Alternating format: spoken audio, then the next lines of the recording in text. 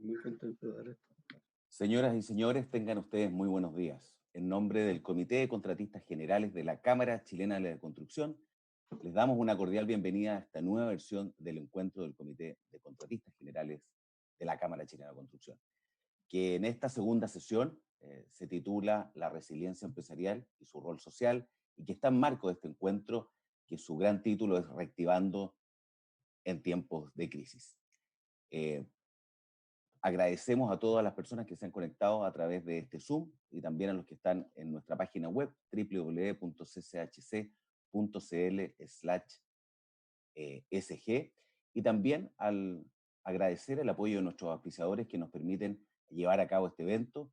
Este año colaboran con nosotros de manera especial Mutual de Seguridad Somos SHC e iConstruye, así como las empresas que han querido colaborar, ICAFAL y CBB Cemento Pío.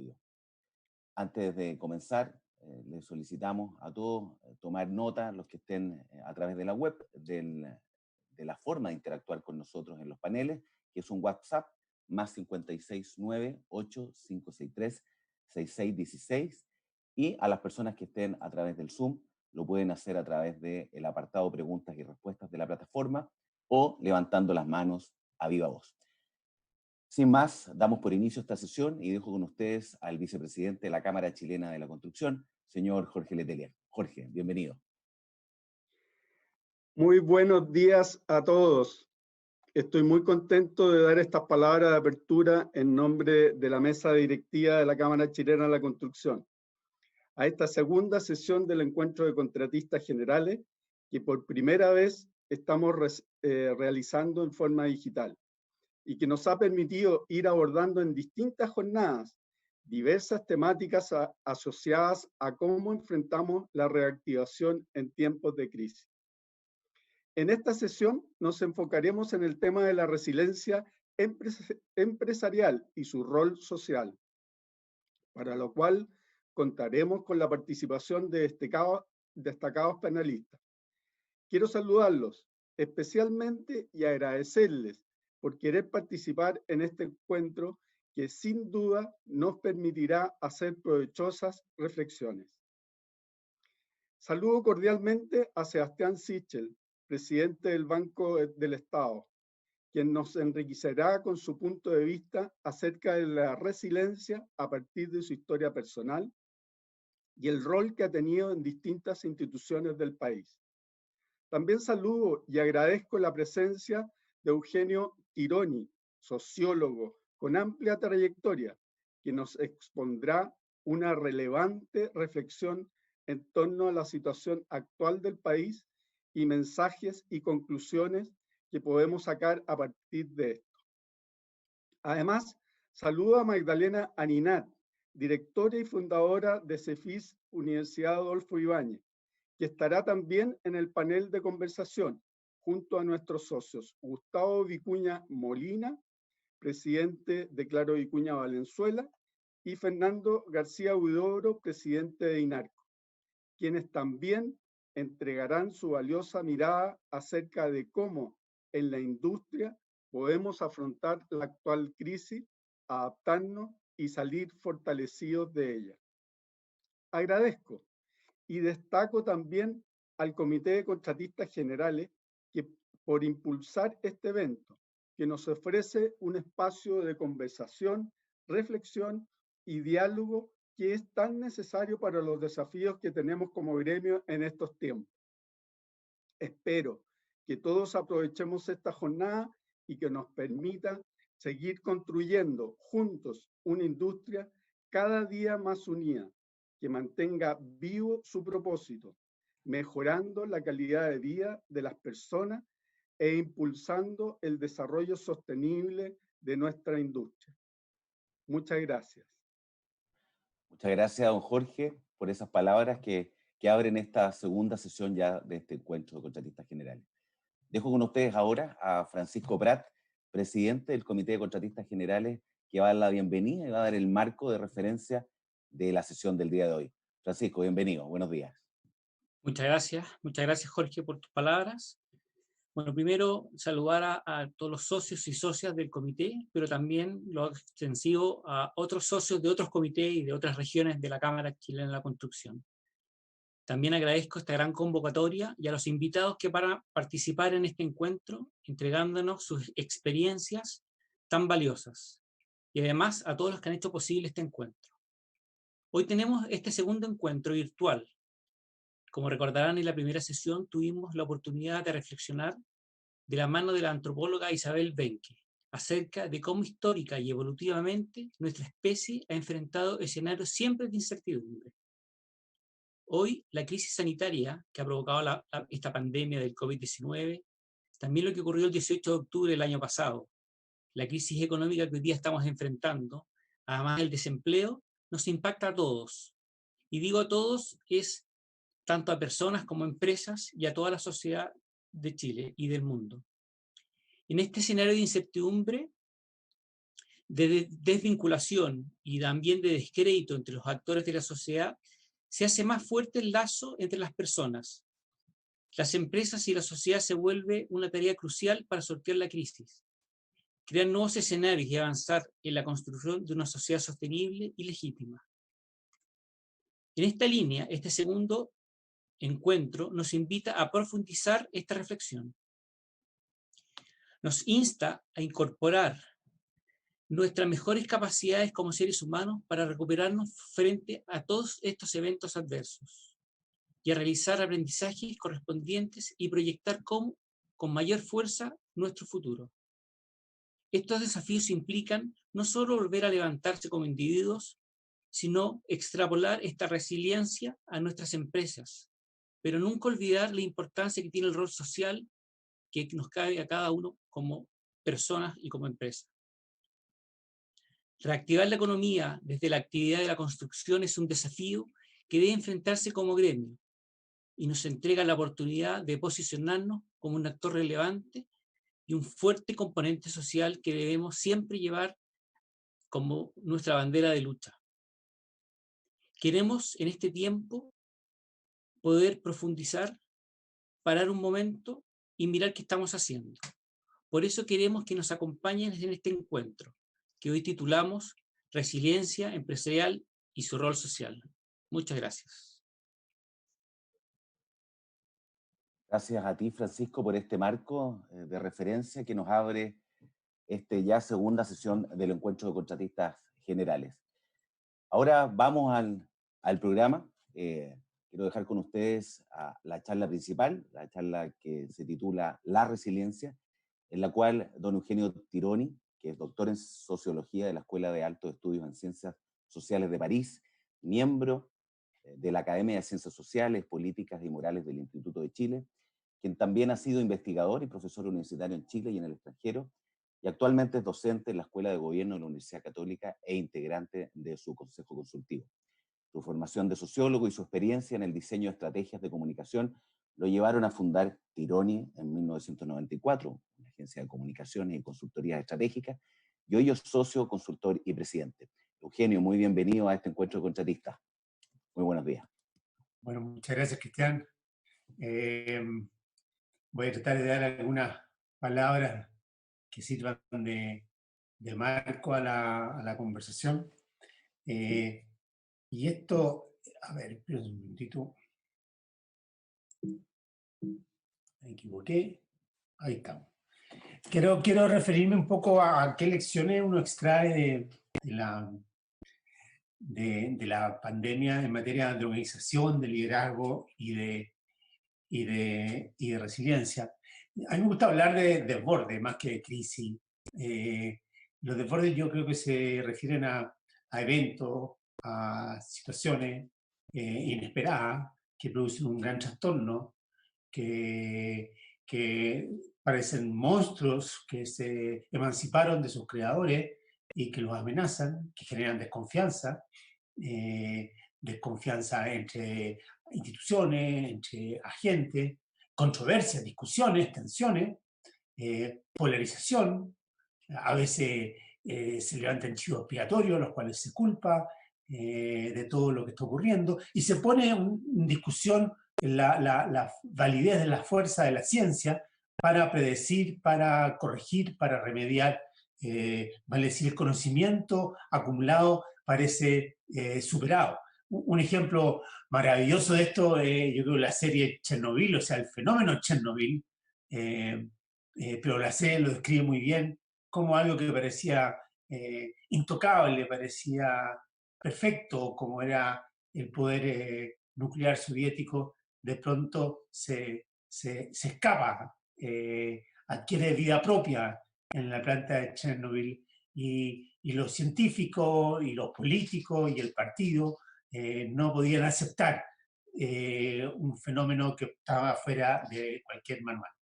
Bueno, entonces quiero ver un poco cómo han encarado las organizaciones, cómo encaran las organizaciones, en primer lugar, desde luego empresas, fundaciones, iglesias, situaciones de desborde como las que acabo de escribir. Yo creo que lo que nos enseña, sobre todo esta pandemia, pero también uno podría extrapolarlo a otras situaciones parecidas, es una primera lección que yo traería es la necesidad de controlar el voluntarismo, controlar la idea de que esto yo lo puedo comprender, que yo lo puedo predecir, que yo lo puedo clausurar, y a veces la alternativa es mucho más modesta. Basta, hay que proteger, hay que confinar, hay que mitigar, hay que encauzar, hay que focalizar, y a la espera de tener un conocimiento más acabado que permita realmente atacar o si quiere, apagar el núcleo mismo del desborde.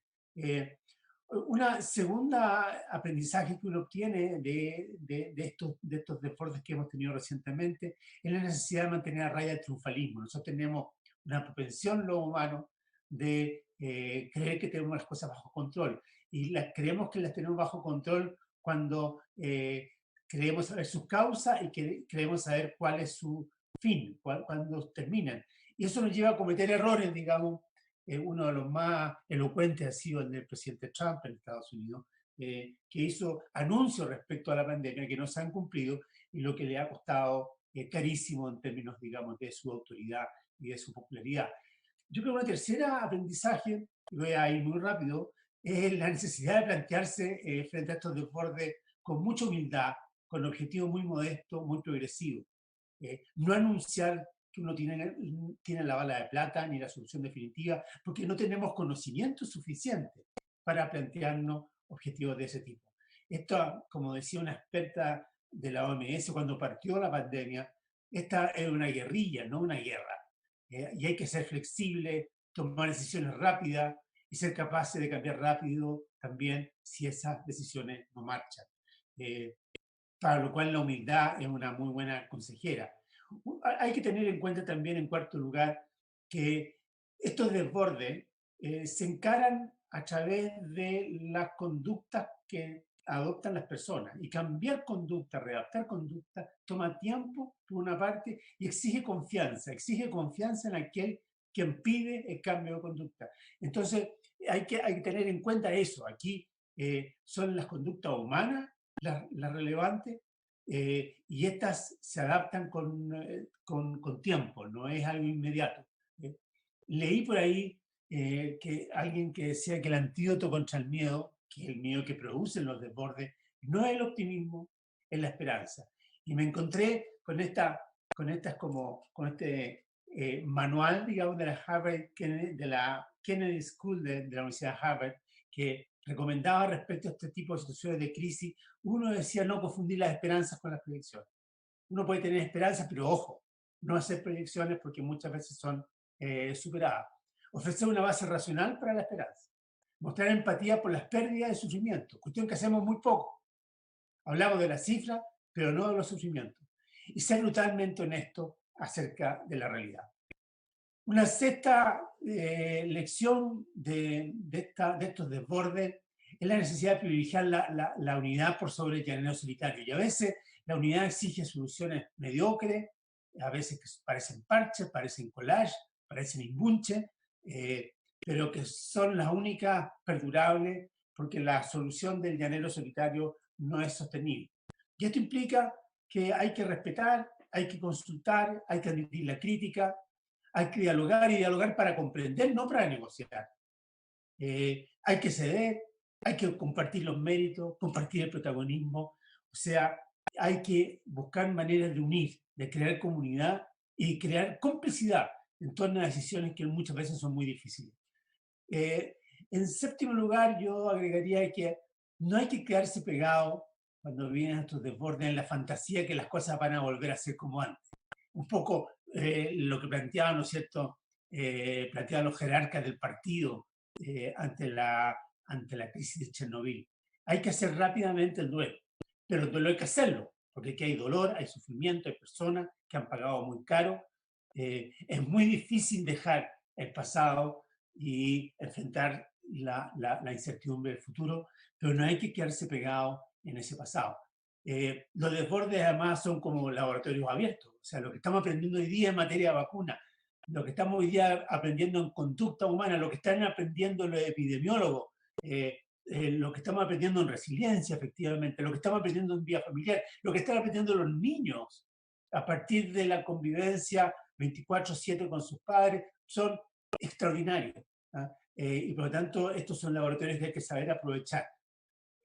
Bueno, yo creo que los desbordes también nos llevan a revisar dogmas que a veces parecían escritos en piedra. O sea, nosotros últimamente hemos tenido que discutir respecto al papel del Estado. Pensemos hoy día que cuántos son 6 millones de chilenos viven con la ayuda del Estado. Hay que pensar a veces en coordinación públicos-privada que nos parecían imposibles, o coordinación al interior del sector privado. Hay que pensar en la redundancia, hay que pensar en el precaucionismo. Bueno, de hecho, el Estado de Chile admitió el retiro del 10% de los fondos de pensiones. O sea, montones de dogmas, de cuestiones que nos parecían imposibles han ocurrido y seguramente van a seguir ocurriendo. Entonces hay que asumir estos tiempos de desbordes también como un adviento, o sea, como un tiempo de preparación, no, un tiempo en que estamos no solamente esperando que las cosas vuelvan a la normalidad, sino que preparándonos para un nuevo futuro. Aquí hay una frase que me gusta mucho, Brian Chesky, que es el CEO de Airbnb, es que decía hace 3 meses atrás que estaban frente a 2 grandes verdades. Uno, que no saben cuándo exactamente van a volver los viajes. Y segundo, que cuando los viajes vuelvan van a ser completamente diferentes. Y esto nos está pasando a todos en todos los planos. No sabemos cuando volvamos a las calles cómo va a ser el tránsito, cómo va a ser la conducta de las personas en el metro, en el transporte público, en el privado. No sabemos cómo va a funcionar el lugar de trabajo. O sea, hay muchas cosas que no sabemos. O sea, hoy día el futuro ya no es algo lejano, algo en que uno lo mira así como en un porvenir así indefinido. Está encima.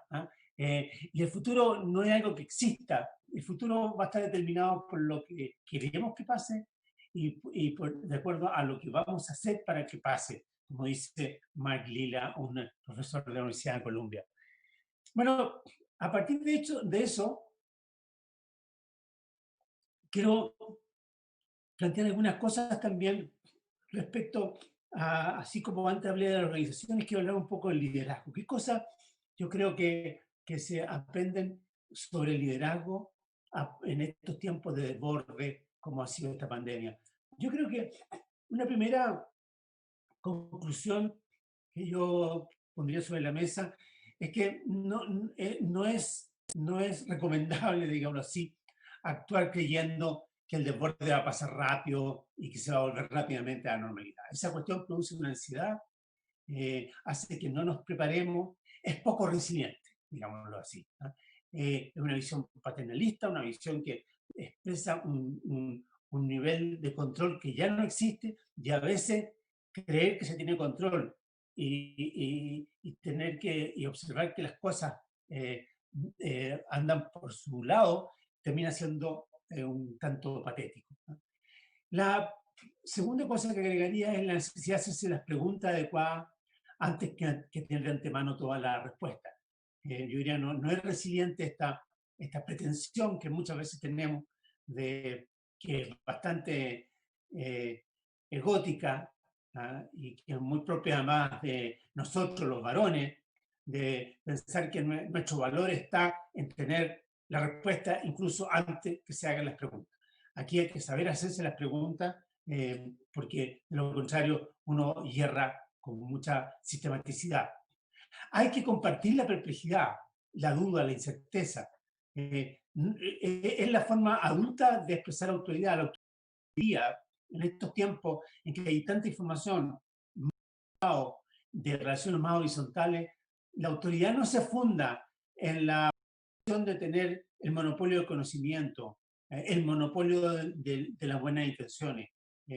Hoy día se genera mucho más autoridad a través de la empatía, y la empatía implica compartir la perplejidad, la duda, la incerteza.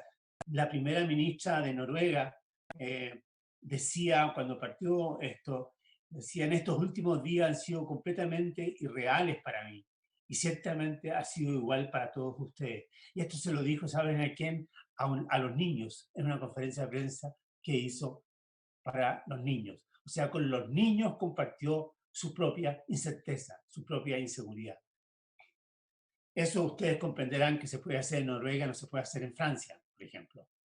Hay que aceptar la complejidad y la ambigüedad y rechazar la reducción, la simplificación, la tendencia a creer que las cosas están todas claras. Aquí otro gran ejemplo de Angela Merkel. Ella dice, y decía al principio también de la pandemia, corresponde al Estado, decía al gobierno, que fundamentemos lo mejor posible nuestro proceder y lo comuniquemos para que resulte comprensible. Aquí se ha destacado mucho de Angela Merkel su formación científica, ella es química de profesión, por su prolijidad, por su meticulosidad, por actuar a partir, razonar en base a evidencia y buscar compartir eso con su compatriota. No refugiarse en el conocimiento técnico. O sea, justamente ante estos desbordes, lo que están en duda es el conocimiento técnico. Se suponía que teníamos control sobre las pandemias y no es así. Se suponía que teníamos un modelo de sociedad que podía ser incluso considerado como un oasis, y nos está el 18 de octubre. Creíamos que las crisis económicas eran parte de la historia y nos estalló en 2008. O sea, el conocimiento técnico, y está bien que sea así, muestra sistemáticamente sus límites. Por lo tanto, refugiarse en él es refugiarse en una fantasía. Y por lo tanto, lo que es importante es promover la participación y la colaboración de todos. También Angela Merkel, en este episodio de la pandemia, ella decía, no vivimos de imposiciones, sino de conocimientos compartidos y participación.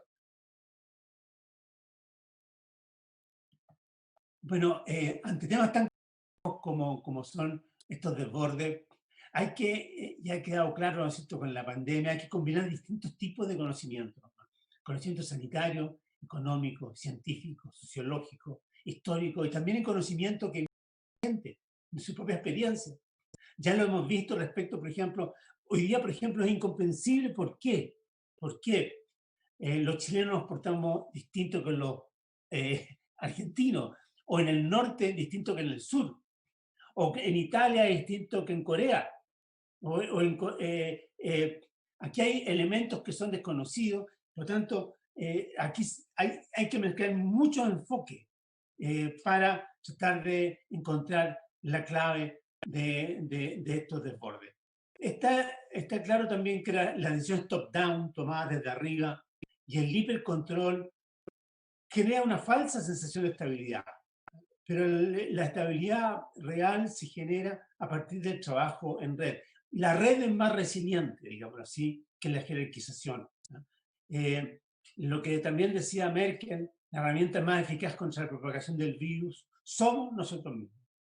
Y yo diría que esto es válido para toda crisis, para todo desborde.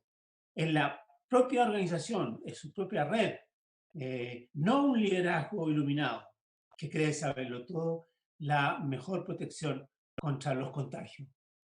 También hemos aprendido a no enamorarnos de modelos, de fórmulas, de dogmas, y ser capaces de corregir en el camino. A mí me encantó esta frase de Anders Tegnell, que es el epidemiólogo sueco que inventó la forma como Suecia encaró esto, que fue, todos saben ustedes, ¿no es cierto?, sin cuarentena obligatoria, pero él decía, si nos enfrentáramos a lo mismo, otra vez, seguramente no haríamos lo que hicimos. Encontraríamos una manera intermedia entre lo que hizo Suecia y lo que hizo el resto del mundo. O sea, aquí no hay que enamorarse de nuestras propias conductas ni de nuestro propio modelo, hay que estar dispuesto a corregir y a cambiar. Es necesario también algo que nos cuesta, que es pasar de la linealidad a la flexibilidad. Nosotros tenemos la tendencia a decir, las cosas están en A y van a llegar a D, y este es el camino, y va a ser un proceso siempre ascendente. Hay que estar preparados para acelerar o disminuir la intensidad de las intervenciones de acuerdo a cómo van evolucionando los hechos. Este es el gran ¿no es cierto?, mensaje que nos emite hoy día el gobierno, que nos emite el ministro París, con el plan paso a paso, en que no hemos fijado fecha, en que todo es reversible, en que todo lo vamos a ir evaluando caso a caso. Esta es una lección que tenemos que tenerla respecto a todas nuestras planificaciones. Cómo salir de la linealidad y realmente adoptar la flexibilidad. Hay que saber, por lo tanto, improvisar, no solamente planificar. Y hay que crear equipos que sean capaces de inventar respuestas nuevas, imprevistas, y no simplemente cumplir con un plan que poco menos que desde el momento que ya está escrito, está obsoleto, porque está apareciendo nueva información, pues la gente está adquiriendo conductas que no estaban previstas, basta ver con el 10%. Los efectos del retiro del 10% todavía no, muchos de ellos no estaban previstos. Entre otros, las páginas completas de los diarios ofreciendo por parte de administradores el manejo de, digamos, de estas inversiones. Como dice este filósofo español, vasco en realidad, Daniel Innerarity, las decisiones en estos tiempos tienen todas un cierto carácter de apuestas. Y hay que aceptarlo así y no creernos que somos omnipotentes y que nuestras decisiones son definitivas. Aquí, también hemos aprendido que hay que fijar prioridades, no caerse neuróticamente en micromanagement, prioridades para que las propias organizaciones y sus distintos niveles actúen y definan planes concretos, planes que van a ser revisados de forma permanente. También Innerarity dice, lo único que nos puede salvar hoy es el conocimiento compartido y la cooperación. Por tanto, organizarse hoy día es crear redes de conocimiento compartido y de cooperación que se mueven por objetivos generales, pero donde cada unidad actúa con independencia. Y por último, yo diría que es fundamental practicar la transparencia y la humildad, porque esa es la base de la confianza, la base de generar confianza. Confianza interna y también confianza con los actores externos. Innerarity dice algo, otra frase que encuentro muy ilustrativa en un libro que sacó a propósito de la pandemia, efectivamente. Dice, me da la impresión de que quienes menos van a aprender de esta crisis son aquellos que lo tienen todo claro. Por tanto, es bastante indispensable no tener todo claro para así abrir la mente de aprender de lo que ha pasado. Bueno, termino tirando algunas reflexiones, algunas preguntas, bueno, sobre la resiliencia, que es lo que aquí nos convoca más directamente. Yo diría que la primera cuestión que tenemos que tener presente es que hoy día, a partir de lo que estamos viviendo, tenemos que aceptar que la resiliencia es competitividad. O sea, aquí no podemos conversar si es resiliencia o competitividad. O sea, para ser competitivo hoy día hay que ser resiliente. O sea, resiliente significa que ser capaces de reaccionar frente a los shocks externos e incluso reaccionar no solamente para mantener nuestra forma original, sino para transformarnos a partir de esos shocks externos, lo que lo que se ha llamado el antifrágil. Por lo tanto, este discurso de una competitividad a costa de la resiliencia me parece un discurso completamente obsoleto y incluso más uno diría un tanto suicida. Por lo tanto, estamos en un momento en que tenemos que decir con todas sus letras, viva el backup, viva la redundancia, viva la sobreinversión, digámoslo así. viva a tener un equipo duplicado para hacer ciertas funciones, aunque eso aparentemente nos pegue en el estado de resultado. Yo diría que otra clave, digamos, en materia de resiliencia es que el entorno es todo. O sea, porque el entorno es el que protege o el entorno es la fuente de amenaza. O sea, aquí ya no hay una organización y su entorno. El entorno ya forma parte de la organización. Porque si no, y eso implica que lo local lo lleva, digamos, y la lleva. O sea, lo local en materia de proveedores, de fuerza de trabajo, de salud. El estado de salud de mi entorno va a ser clave para mi propia sobrevivencia. El bienestar del entorno, la atmósfera en la cual la organización se mueve es fundamental. Lo estamos viendo con la cuestión de los traslados de trabajadores de la construcción, desde comunas con cuarentena a comunas sin cuarentena. O sea, estamos creando una suerte de canal para conectarnos. Eso se podría eliminar si nuestra atmósfera, digamos, fuera más compatible con el entorno. Yo creo que hoy día también una lección que nos va a dejar todo esto, que ser verde ya no es una opción obligatoria. O sea, la relación que hay entre crisis sanitaria, que nos va a perseguir por mucho tiempo, y crisis climática es bastante evidente. Por lo tanto, la exigencia que va a venir de los consumidores, de los stakeholders, de las autoridades, en materia de contar con una economía más verde va a ser muy fuerte y una señal de resiliencia importante de adoptar. Por tanto, esto indica que la necesidad absoluta de elaborar hoy día un nuevo mapa de riesgo, ¿no es cierto? Hay nuevos riesgos que hay que tener detectados y revisar las aptitudes de la organización para encarar todo este tipo de desafíos.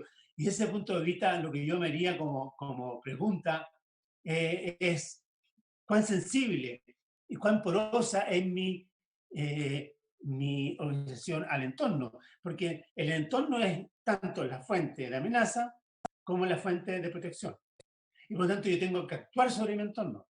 No puedo ser indiferente o impermeable a mi entorno. El levantar trincheras respecto al entorno no me va a proteger. Ya sabemos que los virus no piden carnet de identidad y superan muros. Por lo tanto, primera pregunta, ¿cuán sensible, cuán poroso soy con mi entorno? La segunda pregunta es cuán colaborativa e inteligente es mi organización, porque además la inteligencia hoy día es dependiente de la colaboración. Las vacunas van a ser descubiertas por grandes equipos, extensos equipos y redes que están funcionando en distintos lugares del mundo y que combinan recursos públicos, académicos, con privados de empresas. Por lo tanto, la inteligencia es colectiva, la inteligencia es colaborativa. Es una pregunta que hay que hacerse para evaluar el grado de resiliencia. ¿Cuán autogestionados son mis equipos? ¿Cuánta capacidad tienen de actuar por sí solos a partir de objetivos generales? Mientras menos capaces sean, mientras más dependientes sean de un poder central, menos resilientes. ¿Cuán creativa y proactiva es la organización? ¿Cuán capaz es de identificar las nuevas tendencias y crear a partir de ellas nuevas soluciones? ¿Y cuán apto es el tipo de liderazgo al cual yo ya me referí? Entonces yo creo que son las preguntas que hay que hacerse cuando uno se pregunta sobre el grado de resiliencia de la organización. Bueno, eso es lo que tenía por decir, así que muchas gracias por la atención y muchas gracias nuevamente por la invitación. Muchas gracias, Eugenio, por esta charla que nos ilustra sobre la resiliencia y sobre los pasos para poder abordarla. Realmente estamos como comité, a nombre del comité, te agradecemos esta presentación que da, por supuesto, un muy buen marco para el panel de conversación.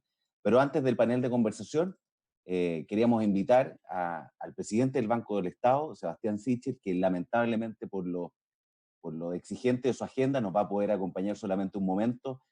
Sebastián, ex ministro de Desarrollo Social y ex vicepresidente ejecutivo Corfo, y abogado de la Pontificia Universidad Católica de Chile y magíster en Derecho Público de la misma Casa de Estudios. Sebastián, bienvenido al encuentro de contratistas generales.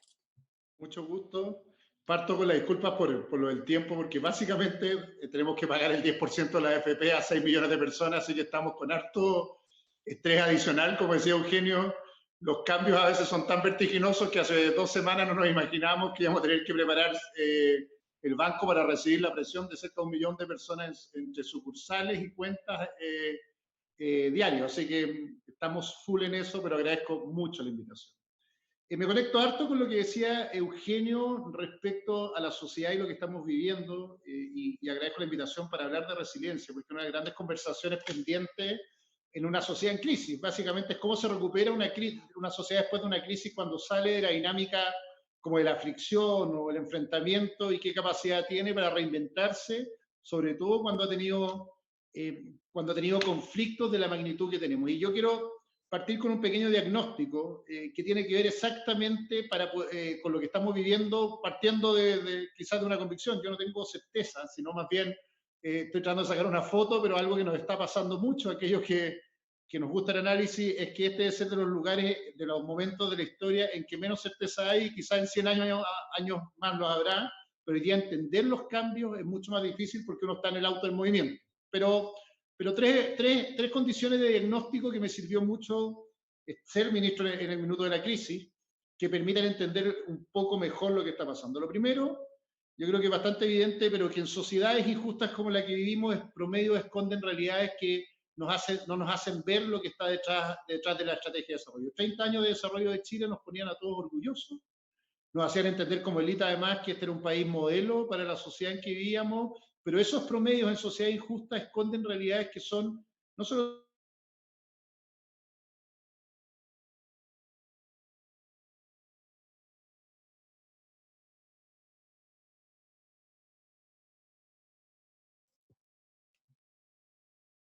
Parece que hemos tenido algún...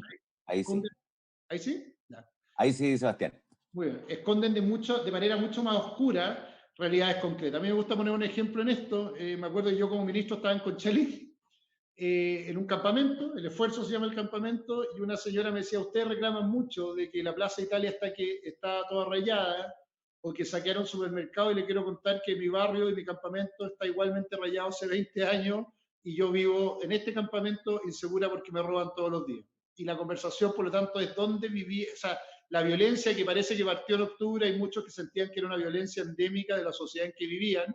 Sin embargo, quienes tomábamos decisiones entendíamos que esa sociedad violenta había desaparecido y que básicamente vivíamos en una sociedad en armonía, pero había muchos, no la gran mayoría, pero muchos, 1 de cada 5 chilenos que vivía inserto en una violencia que no éramos capaces de entender, y que cuando se hizo manifiesta para todos pasó a ser parte del problema. Lo mismo con la Araucanía, lo mismo. Entonces, primera gran cosa, que esta pobreza, o sea, estos promedios que esconden esta realidad, hacía que muchas veces no pusiéramos la prioridad donde teníamos margen, o sea, donde se estaban quedando grupos atrás, sino que poníamos la prioridad en el promedio, pero eso hacía que muchos se sintieran desafectados de la sociedad. El segundo ejemplo práctico de esto es entender que, me pasó en un seminario en Iquique, entender que un gerente decía, mira, la mayoría de los chilenos nos dimos cuenta que 5 millones de chilenos no habían terminado cuarto medio, y yo me paré acto seguido y dije, perdón, los chilenos sabían que había un integrante de cada uno de los hogares que no había terminado cuarto medio. El problema es que nosotros, como elite, no teníamos plena conciencia de que eso pasaba, y por lo tanto teníamos una conversación solo sobre la formación universitaria, la gratuidad universitaria, cuando el problema de verdad de fondo de Chile era que todavía teníamos una masa crítica, 1 de cada 3 chilenos más o menos, que no había terminado cuarto medio. Y tuvimos una discusión los últimos 8 años de cómo dar gratuidad universitaria, cuando en realidad la verdadera discusión era cómo lograr, y esto en la Cámara lo saben mejor que nosotros, formación para que muchas personas que hoy día no terminaban cuarto medio o que estudiaban en colegios municipales y tenían alto grado de deserción fueran la prioridad de la política pública. Entonces, primera gran foto, promedio esconde en realidad, el más evidente es la pobreza, pero quería poner 2 ejemplos prácticos, violencia y prioridad educacional, que se habían cambiado en la agenda más bien por una mala conciencia de la élite respecto a dónde estaban las prioridades, y ahí izquierda y derecha unidas jamás serán vencidas. Como el debate se daba lejos de la sociedad en que vivíamos, teníamos una conversación, yo diría, en el lugar inadecuado. Segunda, esto se conecta directo con un segundo problema que se genera a partir de esto, que es el debate o la dinámica que genera estos promedios escondidos, que es básicamente la desafección con la sociedad en que vives, y que genera un fenómeno bien grave, y lo decía Eugenio con la idea de la comunidad detrás, que no te sientes parte del mismo proyecto país, no te sientes parte del mismo proyecto nación, porque rompe la lógica o la dinámica de la cohesión social y no eres parte, por lo tanto, si nadie habla de mí, si nadie importa lo que a mí me pasa, si las conversaciones se toman otra agenda, yo en realidad no me siento parte, ni me siento ¿cómo se llama?, partícipe de un proyecto de país común. Si yo vivo en violencia y la violencia no es prioridad, si yo vivo con integrantes de mi hogar que no pueden terminar el colegio y la conversación es sobre la actividad universitaria, o si yo lo que tengo son pensiones, 1.6 millones de Chile vive de pensiones básicas solidarias, de pensiones administradas por el Estado, y la conversación es sobre las FP, algo me pasa en general, que yo no me siento parte del proyecto país. Y al no sentirme parte del proyecto país, por lo tanto, cualquier hecho que gatille, como la violencia, la quema un metro, me hace sentirme más bien inocuo respecto a esa violencia engendrada, porque yo me siento absolutamente imparcial entre el poder y la violencia, siento que no hay ninguna diferencia y por lo tanto aplaudo uno del otro o me es indiferente. Y por lo tanto, colectivamente me desafecto. Y ahí otra vez un problema grave. Y tercero, en este diagnóstico, que lo he dicho detrás de los otros dos, es que tenemos una élite absolutamente desafectada de la sociedad en que vive. Y no entendamos élite como promedio, así como, como los sectores más vulnerables se desafectan del proyecto nación, la élite deja de entender el país en que vive, y esto no es una élite económica, sino que muchos de los que estamos escuchando este foro, porque vivimos en un contexto distinto del resto de la sociedad. Esto alguna vez me tocó estudiarlo, estudiarlo con datos, pero cuando la mayoría de nosotros vivimos, nacimos y morimos en las mismas comunas, la mayoría de la élite, en el fondo, va a los mismos colegios, compartimos los mismos espacios de poder y reflexionamos sobre los problemas que entendemos desde estos espacios de poder, hay un problema gigante porque dejamos de entender el país que vive. Yo lo dejo así como para otra conversación, y además esto tiene un fenómeno más trágico, porque al desafectarnos o no entender el país en que vivimos, empezamos a entender que las redes sociales eran la expresión de ese país desconocido. Y por lo tanto funcionamos rápido con la temperatura de las redes sociales, porque como no lo conocemos y la única proximidad que tenemos es ver lo que aparece en Twitter, rápidamente empezamos a entender que ese es el país y nos movemos respecto a su agenda, y eso ha provocado los grados de polarización política que tenemos. Sí, cualquiera de nosotros que se pasea por el barrio, ustedes que están en una construcción saben que la clase política está mucho más friccionada y polarizada que la sociedad chilena común y corriente, y tiene que ver básicamente porque como no entendemos el país en que vivimos, nos conectamos al país desde formas que no son desde la proximidad, no están en nuestro barrio, no están en nuestro entorno, no están en nuestro contexto, y lo entendemos a través de las redes sociales. O como yo dije la otra vez, un poco irónicamente, o por lo que muchas veces nos explica la nana o alguien que trabaja con nosotros, y no porque entendemos el país que vive. Y eso ha generado conversaciones de otra. ¿Qué pasó con esto? Pasaron tres cosas, yo diría. La primera y más rápida es que al no conocer la sociedad en que vivíamos, ni los que estaban desafectados porque no eran parte del proyecto Nación, es decir, los sectores más pobres, ni la élite que entendía el país, empezamos a tener respuestas no adecuadas, yo diría. Y la primera respuesta adecuada es volver al modelo sesentero de las respuestas clásicas. Es como buscar la respuesta a través del espejo retrovisor. Entonces empezamos a responder con los modelos clásicos para una sociedad que había cambiado diametralmente. Mira, más Estado, lo que hay que hacer es atacar al mercado, y al revés, lo que hay que defender es el mercado ante todo, y no fuimos capaces de innovar en respuestas adecuadas que se ajustaran a esa realidad. Segunda cosa que nos pasó muy grave es que provocó una rebelión colectiva contra este proyecto Nación en distintas capas, que ha significado una rebelión bastante concreta respecto a los ingresos. Eugenio decía 6 millones de chilenos viven del Estado, porque muchos de ellos, particularmente 1,5 millones, hace mucho tiempo no vivía con lo suficiente para pasar la línea de la pobreza y sentía que el Estado no lo tenía en su prioridad, y por lo tanto lo que nos pasó en la práctica es que tuvimos una rebelión muy fuerte diciendo, mira, por 30 pesos del metro, que para usted son indiferentes, yo le puedo decir que para mí son determinantes porque no me alcanza, y si no me alcanzan esos 30 pesos y sube todo en el mismo minuto, yo no me siento parte, por lo tanto, de esto que me dice usted, que mucha gente está comprando auto y está viajando en avión, que es real, pero algo pasa conmigo, por lo tanto, que mientras hay una promesa de país, yo no me siento parte de esa promesa de país, por cuanto me rebelo porque mi ingreso no alcanza ni quiero un Estado que se haga cargo de esa conversación.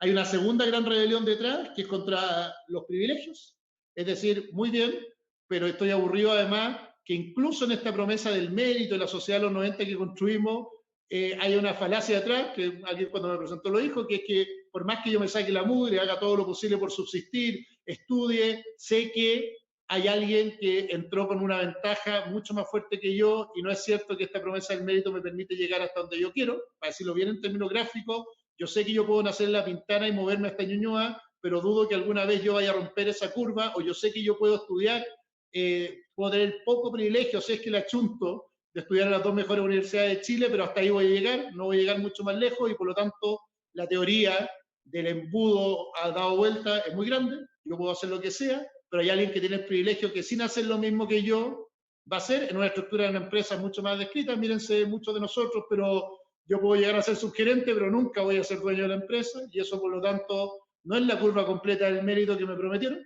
Y tercera gran rebelión es una rebelión contra los abusos. ¿Sabe qué? Estoy cansado de avisos radiales en que la mitad del aviso aceleran la voz para que yo no entienda lo del límite legal de la garantía. Estoy cansado en general de que la empresa no me explique por qué me cobra los servicios. Estoy cansado de no entender qué dice mi contrato, cómo me cobran y qué me traen.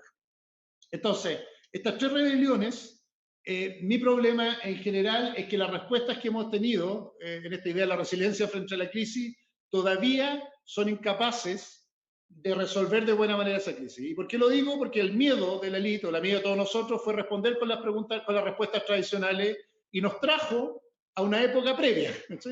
Uno, y yo soy de aquello, que empezamos a defender el país que habíamos construido en los 90 como si esa fuera la respuesta. Oye, tenemos que estar orgullosos de Chile, tenemos que defender el Chile que hemos construido, fuimos el país ejemplo, no podemos perder esa curva, como si eso fuera suficiente para responder a este diagnóstico. Otros, en esa misma lógica, empezaron a decir, no, en realidad hay que volver un poquito más atrás. El problema es que no había Estado, y lo que tenemos que hacer es que el Estado tiene que hacerse cargo de resolver todos los problemas, y el problema en realidad es esa. Y otros, 3 kilómetros más atrás, empezaron a decir, no, en realidad el problema de Chile es la riqueza, y lo que hay que combatir es la riqueza, porque los ricos se están llevando lo que los pobres no pueden tener. Y finalmente esas respuestas volvieron al círculo vicioso anterior, crearon fricción, profundizaron el problema de la cohesión social. Ustedes me dan respuestas a preguntas que yo no he hecho, como decía Eugenio, me volvieron a quedar desafectado. Sabe que usted salió con una respuesta a una crisis que no tiene nada que ver con mi problema de ingreso, de abuso de privilegio, y generaron además esta sensación final, que quizás es la más horrible del abuso. Bueno, y la verdad, a usted le importó poco. En realidad le importó poco porque otra vez lo que hizo fue responder con las preguntas de ¿qué creo yo que puede ser un camino de solución? Insisto, sin certeza. Lo primero, que hay que cambiar los paradigmas tradicionales. Esta mirada que en realidad tenemos que defender a las empresas porque solo permiten el crecimiento, al Estado porque es el que podría solucionar los problemas públicos, y a la academia porque es el que da los títulos profesionales y te permite salir de esta curva, es una mirada que no responde a los roles de las instituciones en la modernidad o después de esta crisis. La primera gran reflexión, por lo tanto, tiene que ver con qué roles jugamos las instituciones, dígase las élites, para poder corregir la rebelión que estamos viviendo, o para poder conducir la rebelión que estamos viviendo. Yo creo que el primero es romper los paradigmas tradicionales. Partamos por las empresas, que son los que nos están escuchando acá. Las empresas dejaron de ser solo una fuente de generar crecimiento, empleo para el país, y su único objetivo es maximizar sus utilidades porque esa es su forma de construir el desarrollo. Es una mirada clásica que no tiene parangón en una sociedad que vive las rebeliones que vivimos. La primera gran respuesta, por lo tanto, es que las empresas son corresponsables del bienestar público, y por lo tanto su rol respecto a los entornos, al proyecto de cohesión social, a solucionar lo público, es tan relevante como el rol del Estado tradicional.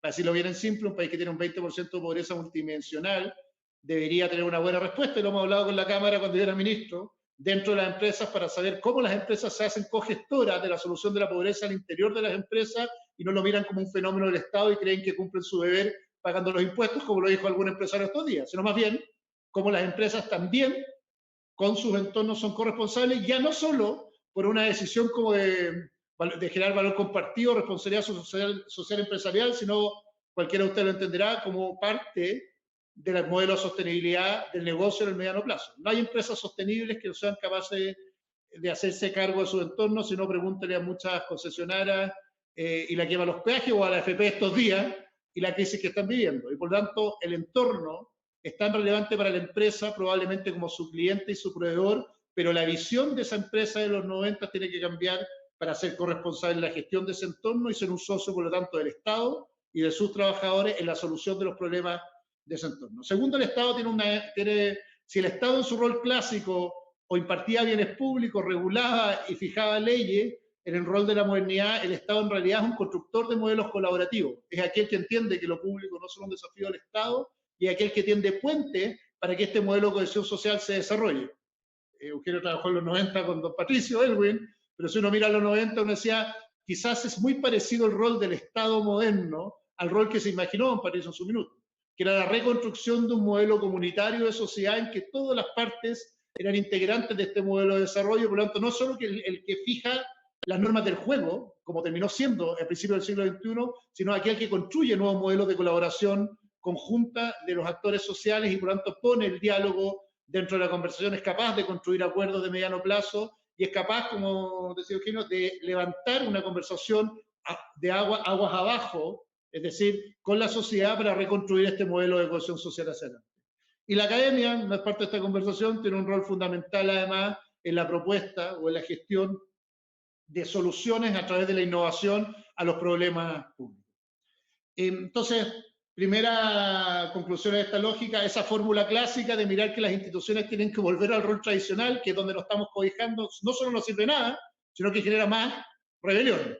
Si solamente volvemos a empresarios que defienden el rol, que juegan en el crecimiento y en dar pega, como si ellos dieran la pega y no la gente se ganara su trabajo por lo que hace todos los días, de un Estado que lo único que dice básicamente es que su rol es regular el rol de las empresas y fijar bienes públicos, y una academia que se refugia en la entrega de títulos y en su rol como ausente del proyecto país, lo que vamos a tener es más grados de desafección porque parece que tuviéramos conversaciones.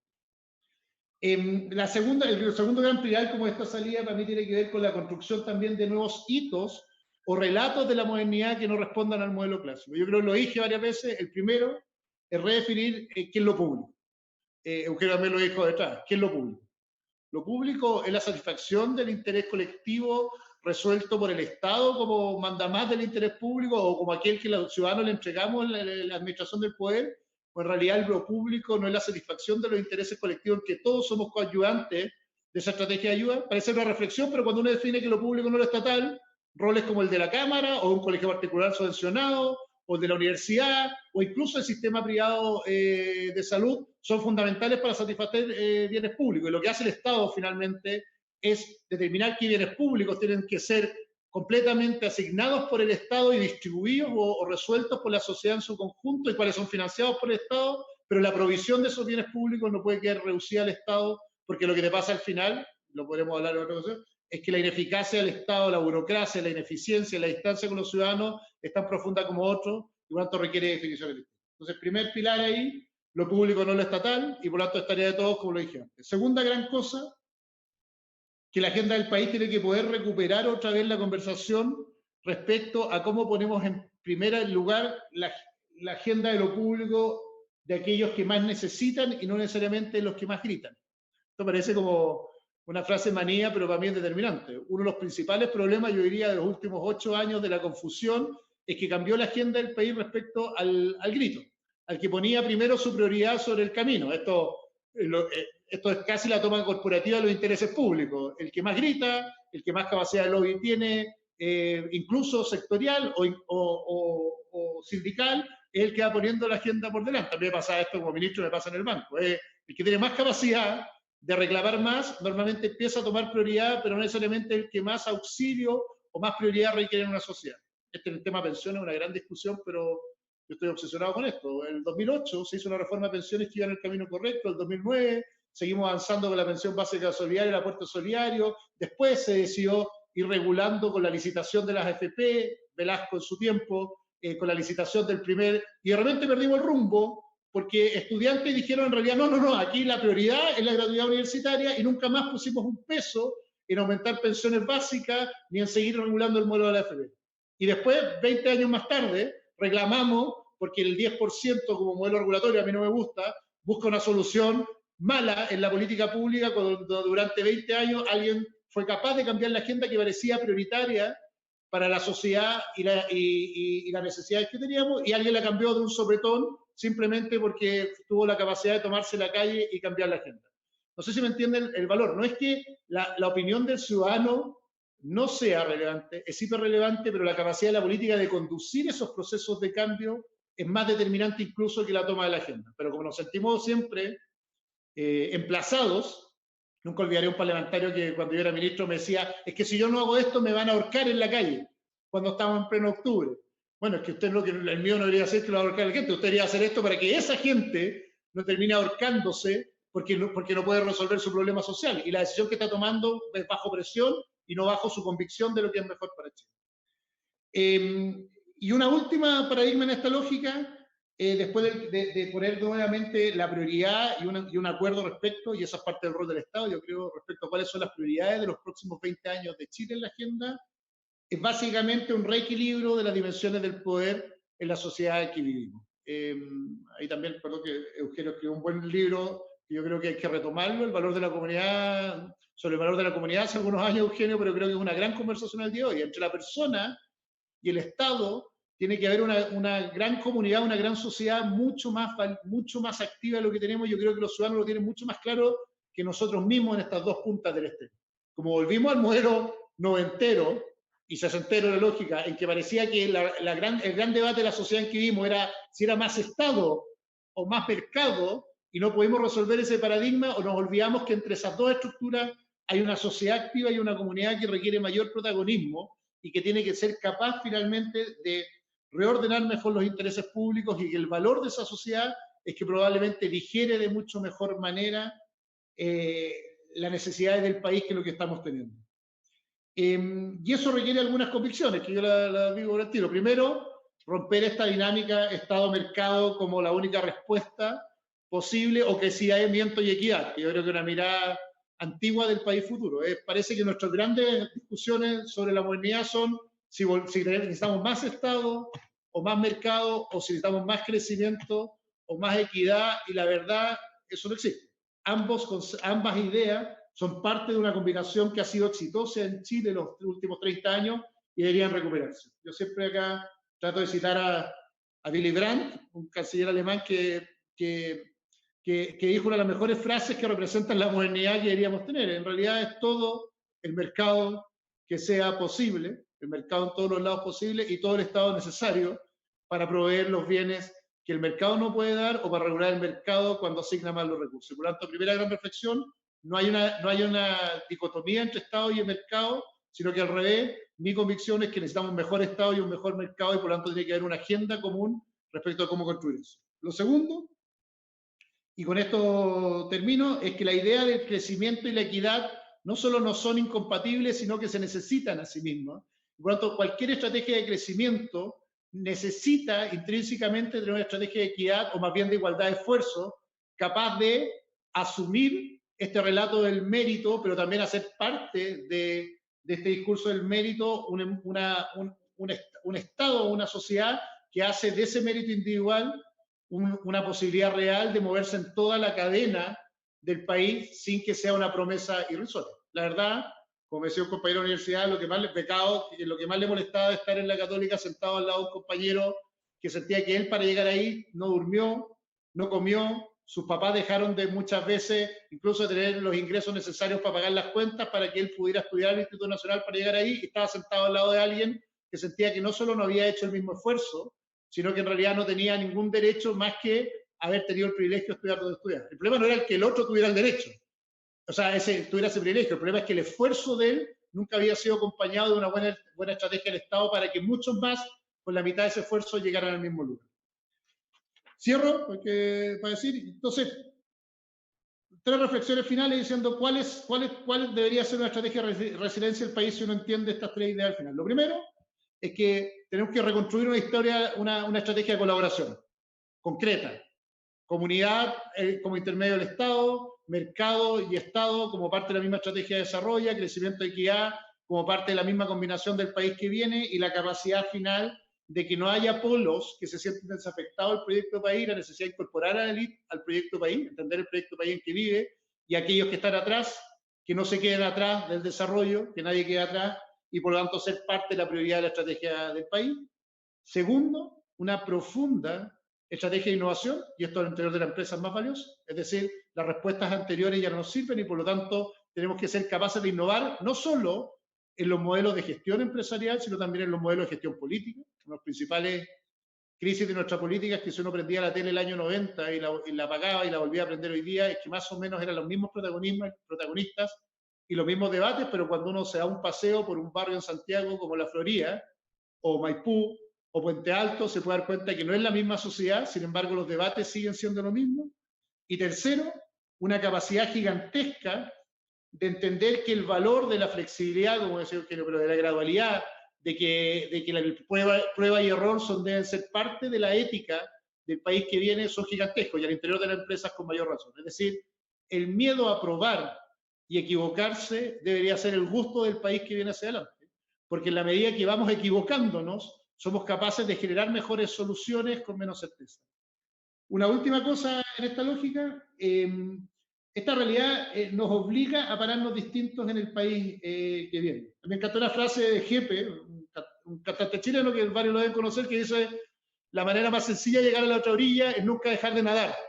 El problema en general en las crisis es que cuando los países caen en estas crisis profundas, sean sanitarias o sean sociales o todas juntas que nos tocaron a nosotros, es que hay una tentación gigante de la mitad de que estás cruzando el río, de ponerte a pelear con el de al lado para saber quién nada mejor, o si es mejor flotar, o si es mejor hacer un bote, y no darte cuenta que el verdadero desafío es llegar hasta la otra orilla. El país iba nadándose a la otra orilla, que se llamaba el desarrollo. El problema es que evidentemente no nos dimos cuenta que en esta natación o en esta nadada se estaba quedando mucha persona atrás. Nos olvidamos de conversar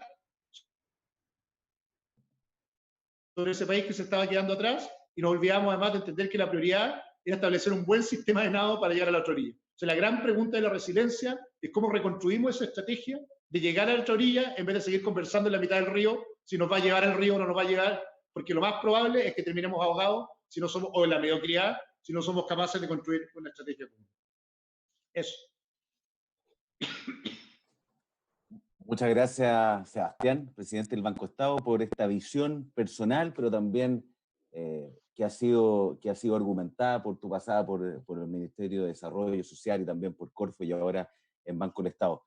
Muchas gracias, nos quedamos con varios conceptos: corresponsabilidad, construcción de estos nuevos acuerdos y por supuesto la innovación que le permiten a la comunidad, a la sociedad, salir adelante en estos procesos de reactivación y resiliación.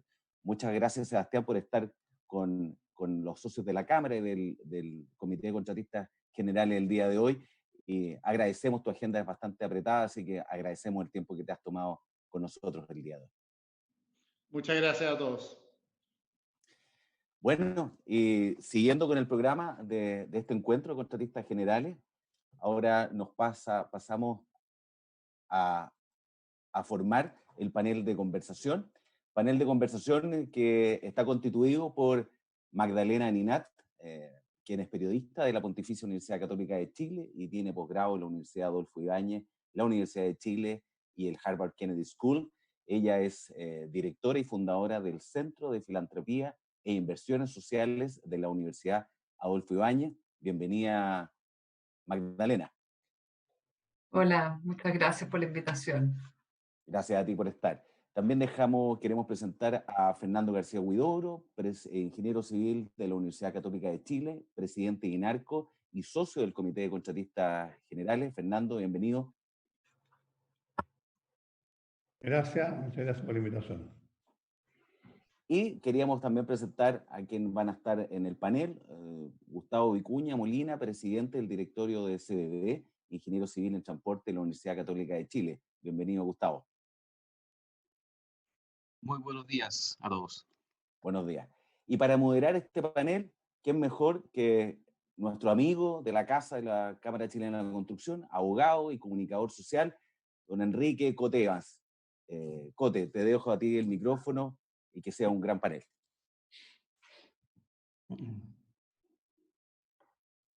Está silenciado, Cote. Tienes que...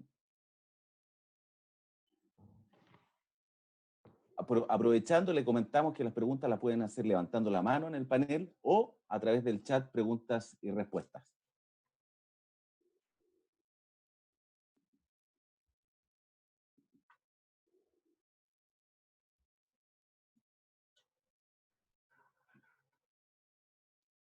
Todavía no te podemos escuchar. Ahora Ahí sí. Ahora sí. Pido disculpas por la torpeza tecnológica. Se hace presente con cierto intervalo.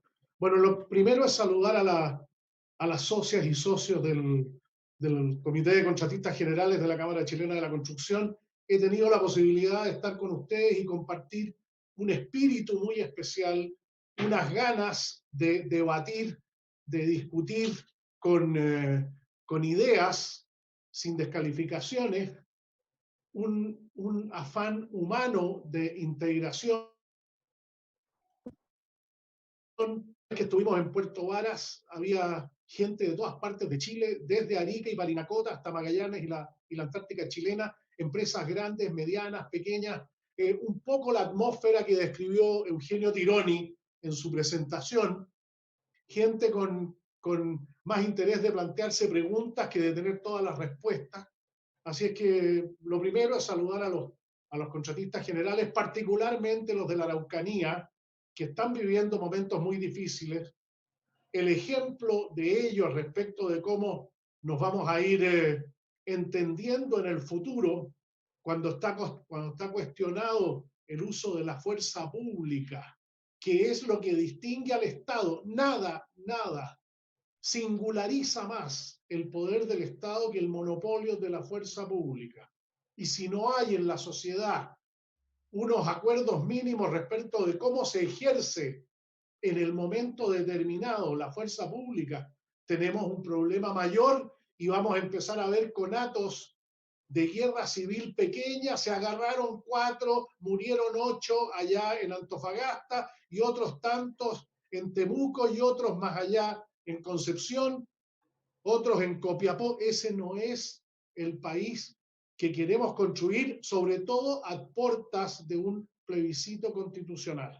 Así es que reitero el cariño y particularmente a los socios de la Cámara Chilena de la Construcción, del Comité de Contratistas Generales en todas las regiones de Chile. Cuando se habla de los últimos 30 años, la riqueza de Chile generada en los últimos 30 años con mérito de todos es esencialmente regional. Ahí está el turismo, ahí están las energías, ahí están las telecomunicaciones, ahí está la minería, ahí están los alimentos, ahí está la infraestructura. Así es que qué bueno que siga este afán de debatir por parte del Comité de Contratistas Generales. Dicen que me llegan varias consultas, pero naturalmente, Magdalena Ninat, perdón, te entrego la palabra para que nos des tu mirada, tu visión sobre el gran tema de la resiliencia y el rol social de las empresas. Gracias, Cote, y gracias a la Cámara y al Círculo de Contratistas por este espacio de reflexión. Yo creo que si hay algo que hemos ganado en este tiempo es detenernos un poco, entender que aquello que un poco la sociedad nos demanda y nuestro espíritu empresarial también demanda, de la capacidad de adaptación, de flexibilidad, de mirar el entorno, bueno, nos llegó de golpe. Y quisiera rescatar un par de temas que plantearon los panelistas, Eugenio, y respecto de la relación entre la empresa y el entorno.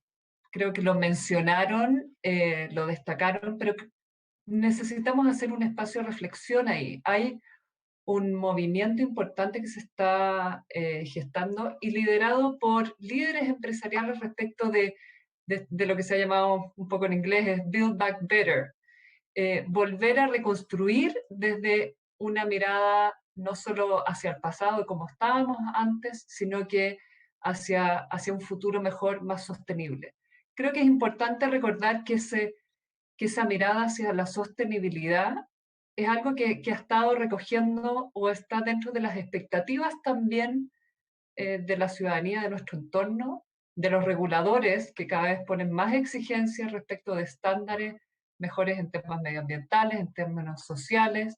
Entonces, lo que yo quiero poner sobre la mesa es que cuando hablamos de resiliencia, no solo obviamente sortear esta crisis, seguir nadando, tener la capacidad de nadar y sobrevivir esta crisis, y como decías tú, aquí hay empresas grandes, medianas, pequeñas, y todas de alguna manera se han visto impactadas, ya sea por la capacidad de producción, de comercialización, o por la presencia incluso de la continuidad de sus operaciones. Entonces nadie, ni siquiera las grandes, están indemnes a esta pandemia, pero la resiliencia no es solo sobrevivir y pasar este chaparrón con toda la incertidumbre que hay, sino que es también pensar en que esta reconstrucción no puede ser volver hacia un año atrás. Tenemos que pensar que tenemos que volver a recuperar, enfrentando aquellos desafíos que estaban subyacentes, y vuelvo a octubre del 2018, que fue un volcán que explotó porque habían desafíos que estaban sobre la mesa. Bien lo dijo Sebastián Sichel, la mirada de las empresas no es solo pagar impuestos y crear puestos de trabajo y proveer bienes, sino que cada vez más es asumir este rol público que tenemos las empresas. Entonces pienso que hoy día el entorno es mucho más desafiante. Déjenme poner solo una cifra sobre la mesa, que es la cifra del desempleo. Tenemos un desempleo, el último trimestre móvil del INE era alrededor de 9% oficial, pero cómo se profundiza esto principalmente en el ámbito de las mujeres. Y tenemos una desocupación, una fuerza laboral del trabajo potencial, o sea, los que están inactivos también y que ni siquiera están pensando en buscar trabajo, alrededor del 23,8%. ¿Por qué me detengo en la ocupación? No solo por el encuentro en que estamos, sino que porque la ocupación tiene aristas que influyen en las familias, en la salud mental, en la capacidad de ingreso, tiene un efecto de irradiación muy fuerte. Entonces, creo que hay dos temas en los cuales nosotros tenemos que pensar en que la resiliencia nos lleva no solo a sortear, a sobrevivir como empresa, sino que a mirar en nuestro entorno, en cómo vamos a generar nuevas instancias en que hacernos cargo de, primero, esa desocupación y todos sus efectos colaterales que tiene, pero también en los mejores entornos que tienen las personas. Creo que a mí me ha impresionado el rol que ha tenido la Cámara de la Construcción, quizás como institución y como gremio, en ser un gremio muy proactivo en esta crisis. No solo en tener un rol importante en el Fondo Siempre por Chile, sino que además en hacer propuestas, por ejemplo, para volver al trabajo, en propuestas conjuntas con los sindicatos, y generar una unión de una mirada a decir cómo volvemos a reactivar o a las operaciones, resguardando el cuidado de la salud de nuestros trabajadores. Entonces yo quiero pensar, si es que hay esa posibilidad de ser proactivos en propuestas, creo que también hay que ser proactivos en pensar instancias que permitan hacerse cargo de estos desafíos del entorno en esta colaboración público-privada. Obviamente las empresas no pueden por sí solas absorber todo este desempleo si es que están demandadas de su continuidad operacional, pero podrían sí generar instancias de propuestas hacia estos desafíos públicos y no quedarse como espectadores ante estos desafíos públicos y dejar la discusión meramente en la elite política. Súper pertinente lo que plantea la Magdalena. Hago traslado inmediatamente a Fernando García Huidobro. A ver, voy a tratar de ser bien breve. Conversábamos con Gustavo ayer, que nos juntamos un poco para intercambiar opiniones. Y efectivamente, primero que nada, esta no es la primera crisis que enfrentamos los empresarios, y sospecho que tampoco será la última. La gracia es saber reaccionar rápido, y nosotros, desde mi experiencia, la estamos enfrentando desde la aparición de la crisis social. Yo creo que ahí empezaron las crisis en nuestro sector, digamos. Después se nos sumó el COVID y sabemos que después se nos va a sumar la crisis política. Así que la verdad es que tenemos bastante chamba, como dicen los peruanos, hacia adelante. Ahora, vemos esta crisis como una crisis indudablemente única. Jamás nadie lo esperaba ni lo sospechaba. Y tiene 4 miradas, como decíamos Gustavo lo tiene bastante más claro. La mirada, en el fondo, efectivamente, la primera de ellas es hacia nuestros colaboradores y trabajadores, porque hay una muy profundo. No me quiero extender ahí, pero la verdad es que hay mucha acción tanto de la Cámara como de las empresas socias en preocuparse hoy día por nuestros trabajadores. La segunda es la continuidad operacional, y qué pena que se haya ido Sebastián Sichel en el fondo, porque indudablemente ahí hay actores que son relevantes en la solución de cómo enfrentarlo, como la que es la banca, que no ha sido muy diligente, lamentablemente, porque no ha entendido que el problema hoy día es de todos y del problema salimos todos juntos, no sectores por separado. Después, bueno, después veremos cómo la Cámara trabaja con la reactivación, pero hay que tomar el tema de Magdalena, y efectivamente sabemos que la cuarta mirada, que más de largo plazo, es cómo las empresas nos adaptamos a largo plazo y cómo enfrentamos la transformación de la industria. Lo que pasa es que vamos de a poco. Primero vamos con la contingencia más inmediata, pero sabemos, lo importante es saber que después tenemos que preocuparnos de soluciones más de largo plazo. Y eso lo comenté yo una vez en mi oficina, con nuestro gerente. De repente les dije, a ver, vamos a salir de esta crisis. Estamos tomando todas las medidas de costos, de caja, con nuestros colaboradores, para salir. Después veamos qué pasa para adelante, empecemos a mirar para adelante. Porque la verdad que no nos quedemos solamente inmersos en el día a día, en lo cotidiano.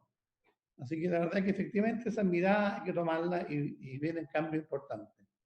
Así que eso es más o menos lo que veo. Gracias, Fernando. Gustavo Vicuña. Gracias, Cote.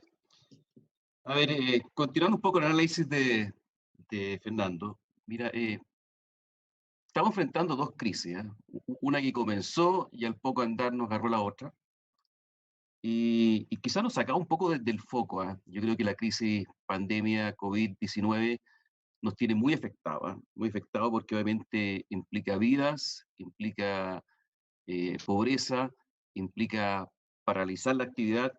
Y yo creo que los empresarios hemos puesto bastante foco hoy día en eso, ¿ya?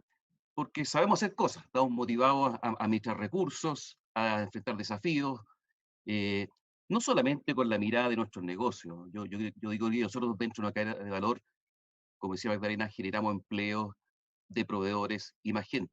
Y sabemos que detrás de cada empleo hay una familia. Por lo tanto, esa mirada de corto plazo la tenemos muy, muy, muy fuerte.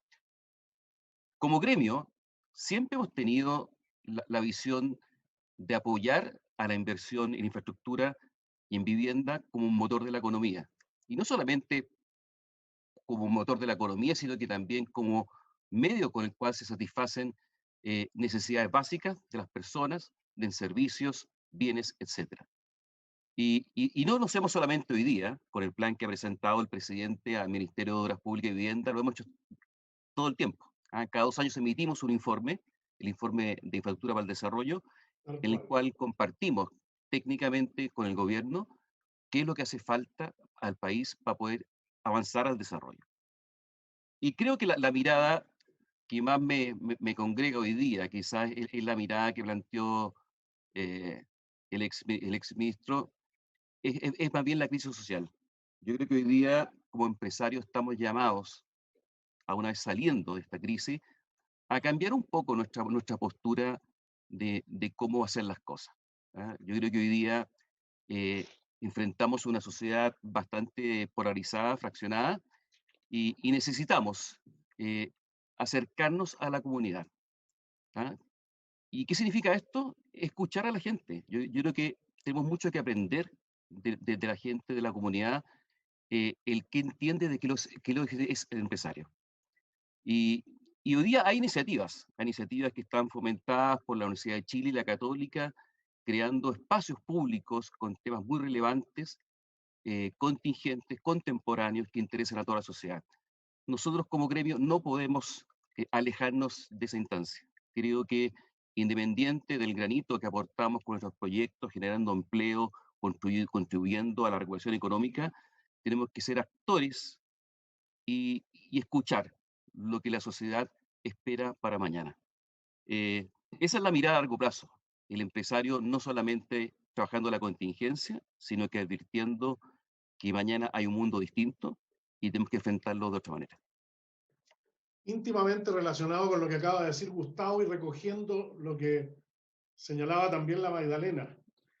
A mí me resultaba desde la mirada de los medios de comunicación muy llamativo que en Chile no se hablara del empleo antes de la pandemia, antes del 18 de octubre, incluso un año antes de todo eso, cuando uno miraba a Chile y se encontraba que teníamos 8 millones de trabajadores, en tiempos buenos 9 millones. Sin embargo, de 18 millones que somos, había 12 millones de chilenas, chilenos, jóvenes, gente grande, gente como nosotros, mayores, en condiciones de trabajar, mayores de 18 y menores de 65 años. O sea, siempre han andado 4 millones de chilenas y chilenos dando vueltas sin siquiera salir a buscar pega, porque no hay. Es una tasa de empleo bajísimo. Si ese no es un problema social y le añadimos el hecho de que en Chile hay 3 millones de pobres duros, pobreza multidimensional, eso debiera ser prioridad para cualquier colaboración público-privada, cualquier gobierno de centro derecha o de centro izquierda. Un país con 3 millones de pobres. No obstante el éxito reconocido a Chile en la reducción de la pobreza, nos quedamos con el éxito y nos olvidamos del desafío. Quedaban todavía 3 millones de pobres, lo que es una salvajada aritmética nomás, cuando tenemos un país de 18 millones de personas. Entonces, ni el trabajo, un gran plan nacional del trabajo y una lucha frontal a la pobreza fueron prioridades de los últimos gobiernos ni del discurso privado. Eso está ahí presente y es muy duro. 4 millones, van a salir ahora a buscar trabajo por la crisis y el aumento de la pobreza y la desigualdad, pueden salir a buscar pega 6 millones de chilenas y chilenos. Eso no ha pasado nunca. Yo le sigo la pista al informe sobre infraestructura crítica para el desarrollo, con Carlitos Piallo, que debe estar ahí dentro de los que estamos conversando. Se va cada 15 días a la radio y hablamos de cómo avanza este trabajo de la Cámara para ir solucionando un déficit que era de 172 mil millones de dólares antes de la pandemia y antes del estallido de octubre. Entonces, ¿cuánto será hoy día ese déficit de infraestructura crítica para el único país de América Latina que cuadruplicó el ingreso en 30 años? Entonces, tenemos desafíos gigantescos y a la Cámara Chilena de la Construcción siempre se le va a exigir más.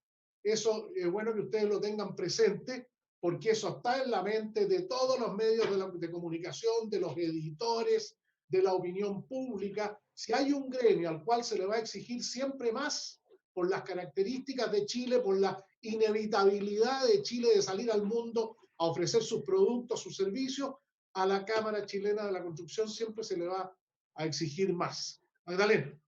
Sí, yo creo que, Cote, te pongo otro dato sobre la mesa para tu preocupación, que es el tema de la digitalización y cómo estamos automatizando los empleos y cómo estamos dejando una fuerza laboral con pocas capacidades de integrarse a esta nueva sociedad. Y yo creo que es algo que no podemos impedir que las empresas avancen en eso, porque obviamente tiene que ver con su productividad, pero necesitamos hacernos cargo de los desafíos de preparar a las personas para este nuevo mercado laboral. Y ahí tenemos, yo creo que poco conocimiento. Yo quisiera rescatar, dado que yo vengo de la universidad, esta necesidad de colaboración entre el mundo de la academia, el mundo de las empresas y el sector público. Totalmente de acuerdo con lo que se planteaba antes. Hoy día los expertos por sí solos, los que nos recomendaron subir 30 pesos el costo de la tarifa del metro, y lo estoy ejemplificando en ellos, pero no son los únicos. Los expertos, los académicos, los técnicos por sí solos no van a encontrar las mejores soluciones.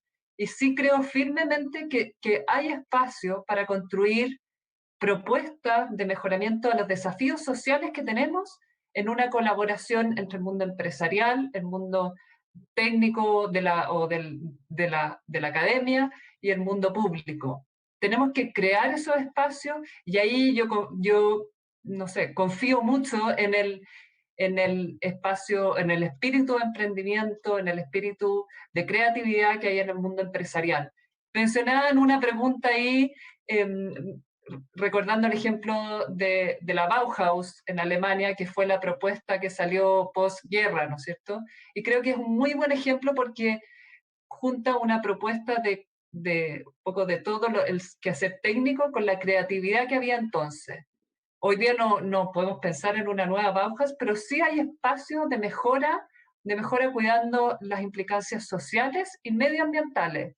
¿Y por qué quiero traer el tema medioambiental a la mesa? Porque el tema medioambiental tiene un efecto muy fuerte en profundizar la pobreza. Lo hemos visto hoy día con la crisis de la sequía, que afortunadamente se ha mitigado este año un poco, pero la crisis de la sequía afecta principalmente a comunas o a comunidades que tienen más vulnerabilidad y que tienen menos capacidad de moverse. Y eso va a ir generando, uno puede decir, bueno, no es el problema de las empresas, que se haga cargo el Estado, pero yo creo que esa postura al final es poco sostenible. Podemos hoy día sortear la crisis, pero en el fondo no vamos a tener una tranquilidad, y yo creo que también tenemos que acostumbrarnos a un mundo con menos tranquilidad y mucho más adaptable a la incertidumbre. Entonces tenemos que generar esa capacidad de adaptación y esa capacidad de ir haciéndonos cargo de los temas que están en nuestro entorno, de ponerlos sobre la mesa con los gobiernos regionales, con los gobiernos nacionales, para enfrentarlos, no para obviarlos. Magdalena, la mención que hiciste a la Bauhaus es notable. Yo recomiendo que en la Deutsche Welle vean un documental sobre los 100 años de la Bauhaus. Está espléndido. La vigencia de las ideas de la Bauhaus hoy es realmente extraordinario. Fernando y Isabel Vidal me dice, ya, vamos a lo concreto, ¿qué van a hacer? ¿Cómo vamos a mejorar los barrios, las comunas, la calidad de vida, el aumento de las brechas de desigualdad en calidad de vida en las ciudades post-pandemia? Vamos, echemos los bifes a la parrilla. ¿Quieres la solución de corto plazo o de largo plazo? A ver, el tema de la ciudad es un tema que la Cámara lleva trabajando hace mucho tiempo. Y todo el sector inmobiliario también, en el fondo, se ha preocupado de ir mejorando el estándar y el servicio hacia el cliente y la calidad de vida, digamos. Lo que pasa es que esto es un tema de varios actores también. O sea, la legislación, el Estado también tiene un rol muy importante. En el fondo, no sacamos nada y tratar de hacer buenos barrios si los planos reguladores son obsoletos o las políticas, en el fondo, actuales no avanzan a la misma velocidad que el mercado, ¿no? Nosotros, por nuestra parte, desde el sector público, hacemos lo que podemos, la verdad. O sea, con algunos casos, indudablemente, no muy afortunados, como fue el caso de los edificios de Independencia, cosas así, pero también eso es un problema de falta de regulación. Pero yo creo que yo creo que los desafíos gremiales hoy día ya vienen distintos a lo que hemos estado acostumbrados a enfrentar. Es un poco lo que hace Magdalena, tenemos que acercarnos al mundo universitario y trabajar en conjunto, unir la academia con los gremios, para proponer política y trabajar en política, en el fondo ayudar al Estado que mientras no se modernice, tenemos que hacer nosotros un trabajo colaborativo, en el fondo. Así, pero eso estamos, la Cámara tiene un rol importante ahí. Gustavo Vicuña. Gracias, Cote. A ver, mira, yo creo que el rol que tenemos por delante está en nuestras manos. Nosotros como Cámara hemos definido hace mucho tiempo y abrazamos el concepto de sostenibilidad. Y sostenibilidad no solamente es procurar el crecimiento económico, sino que también buscar una buena relación con el entorno. Hoy día tenemos códigos del buen constructor, definimos estándares mínimos sanitarios para trabajar, estamos exigiéndonos como industria el poder dar, el cumplir con un mínimo de aporte a los trabajadores y comunidad. Y creo que es bueno esas declaraciones que hagamos hacia la sociedad para que vean que existe un compromiso real. Yo creo que eso es bueno. Y si tú me dices, ¿qué más se puede dar? Bueno, yo creo que si esto no lo ve la gente, sentémonos a conversar para que vean que nosotros constructores o empresarios de la construcción, de la industria de la construcción, estamos dispuestos a dar a la comunidad. Esto es más allá que un concepto económico, es un concepto social. Bueno, yo he conocido desde hace más de 15 años el rol social y la red social, el trabajo social de la Cámara Chilena de la Construcción, el énfasis en la capacitación en un país donde cerca de la mitad de los trabajadores no ha completado enseñanza media, en la importancia de los oficios como una manera de especializar el trabajo y aumentar las probabilidades de mejor remuneración. Es interesante referirse a eso porque no todos tenemos el mismo marco de referencia respecto de esa área particular de la Cámara.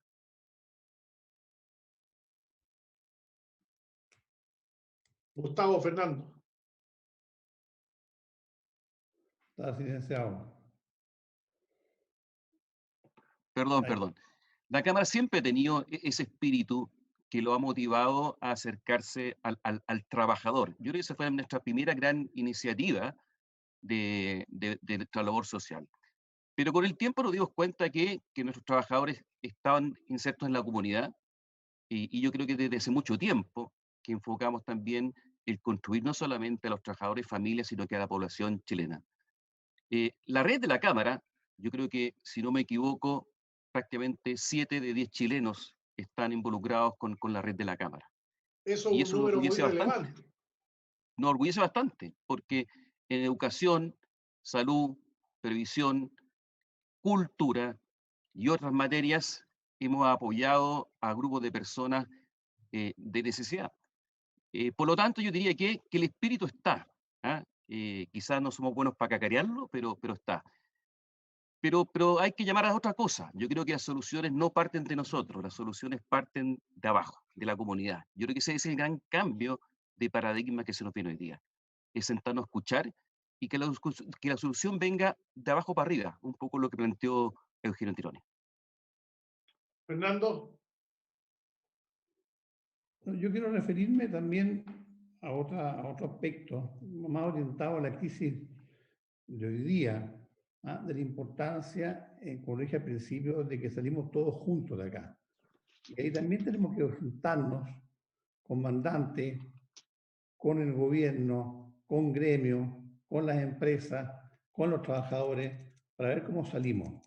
Porque la verdad es que se requiere un esfuerzo de todos, una colaboración de todos, una participación de todos. En ese sentido, por ejemplo, la Cámara está promoviendo ya un protocolo de negociación para motivar, incentivar a las empresas a juntarse con sus mandantes, a sentarse con sus mandantes para ver cómo enfrentamos todos los costos que hemos tenido y que tendremos hacia adelante, los cambios de la forma de trabajar respecto a nuestros contratos. Y lo mismo tendremos que hacerlo con la banca, tendremos que hacerlo con los trabajadores para ver cómo generamos el distanciamiento laboral, cómo los protegemos a ellos de contagio, etcétera, etcétera. O sea, en el fondo yo creo que ahí tenemos un gran desafío ahora de corto plazo, ¿no es cierto?, para poder enfrentar esta pandemia. ¿Qué ha pasado en la región de Los Ríos, Valdivia y en Aysén, Patagonia, que están viviendo una situación más adelantada en este paso a paso, con los socios de la Cámara, con la gente ligada a la construcción, a la vivienda, a la infraestructura en esas dos regiones? ¿Han notado ustedes un aumento, un renacer, un dinamismo mayor? No es fácil. Estamos hablando de regiones que tienen sus dificultades propias. Aysén es una región bastante alejada, aislada. Logísticamente cuesta llegar allá. Y piensa que también con el cordón sanitario quedaron muy aisladas. Pero lo importante, yo creo que dentro de la inversión está en esas regiones. Y te lo puedo ver de conversaciones que hemos tenido nosotros, por lo menos con el Ministerio de Obras Públicas, es que hay un muy buen plan de inversiones que va a procurar el trabajo y obviamente ir creciendo en la región. Yo creo que hoy día confiamos mucho desde el manejo que hagan las autoridades en este paso de fase a fase para ir retomando la normalidad. Y esperando, porque algo que no es cierto, que no tengamos recaídas dentro del contagio del COVID. Yo creo que hay muy buen enfoque, muy buena voluntad de la gente de retornar a sus actividades, pero sí con el cuidado de medidas sanitarias y obviamente protegiendo sus vidas. Le aprovecho de pedirle a a los muchachos, a las chiquillas que están participando desde Arica y Parinacota hasta Magallanes y la Antártica chilena de esta conversación, que nos hagan llegar sus preguntas y felices de poder prolongar. Originalmente pensábamos terminar a las 10:30, podemos extenderlo hasta las 11 de la mañana, porque la cantidad de temas que puso la Magdalena, Eugenio y Sebastián Sichel arriba de la mesa dan para muchas conversaciones de este tipo, así es que es bueno empezar a debatir sobre cada una de ellas. Magdalena, mientras tanto nos llegan las preguntas, ¿alguna reflexión, alguna otra idea en relación a lo que hemos hablado o lo que hemos dejado de hablar? No, me gustaría rescatar, porque se dicen muchas cosas y creo que es bueno rescatar o poner énfasis en algunas. Lo que está diciendo Gustavo, me parece que esta idea de escuchar, de que las soluciones vienen desde la base. El año pasado la Cámara hizo un ejercicio de sentarse y escucharse, ¿se acuerdan? El ejercicio en torno a la seguridad. Y bueno, fue post-estallido social, etcétera, y creo que es un ejercicio bien interesante respecto de lo que se espera del mundo empresarial. Y un poco, pensemos unas décadas atrás, creo que unos pocos años atrás, creo que teníamos la idea de que la empresa tenía una responsabilidad social que cumplir, y esto es un debate que viene de los 70, ¿no es cierto? Si la empresa tiene que hacerse cargo de los desafíos sociales o no, pero esos desafíos sociales se hacían como una especie de un adicional que hago en la empresa. Y creo que la evolución que hemos visto en el mundo empresarial, quizás ha sido un poco lenta, tardía o un poco más tímida, como decía Gustavo, se ha cacareado un poco, va a generar no solo un bienestar hacia los que reciban estas ayudas, sino que un bienestar para la empresa, en cómo se relaciona y entiende este entorno. Sebastián Sichel decía, nos hemos distanciado entre aquellos que quedaron fuera de un poco de los beneficios de nuestro progreso como país, y aquella elite que se fue distanciando incluso geográficamente a lo largo de la ciudad. Entonces, muchas veces los desafíos y las soluciones no quedan bien identificadas de un piso 21, por decirlo, caricaturizándolo, sino que los desafíos que tienen las personas, por qué se producen esos desafíos en sus entornos y dónde están las oportunidades de solución, se encuentran probablemente mucho en los propios afectados y en esta capacidad de colaboración con los otros organismos. Están ahí las organizaciones de la sociedad civil, están ahí los municipios. Entonces hay muchos espacios de colaboración y creo que ese camino que ha empezado a tomar distintos gremios, y tomo el ejemplo de la Cámara, es el camino adecuado y no hay que echar atrás porque hoy día estamos en una crisis. Pensemos que además, ahí están mirando la encuesta CEP, pero que todas las instituciones tienen poca confianza social. Y la confianza hacia las instituciones, uno puede decir, bueno, es un concepto muy abstracto, pero tiene muchas implicancias que van a afectar al propio desarrollo empresarial. Una regulación más favorable al desarrollo empresarial no se va a dar en un contexto de desconfianza o poco aprecio de la ciudadanía hacia las empresas.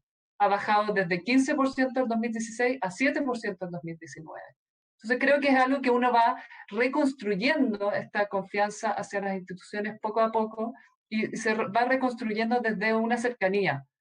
Quisiera solo una cosa más, es que esa cercanía o ese músculo, esa capacidad de una buena relación entre la empresa y su entorno, no se genera solo por una voluntad, se genera también por tener esas capacidades dentro de la alta gerencia del mundo empresarial. No un área de responsabilidad social, sino que estoy pensando en que los gobiernos corporativos también tengan esa sensibilidad, esa diversidad incorporada desde las empresas.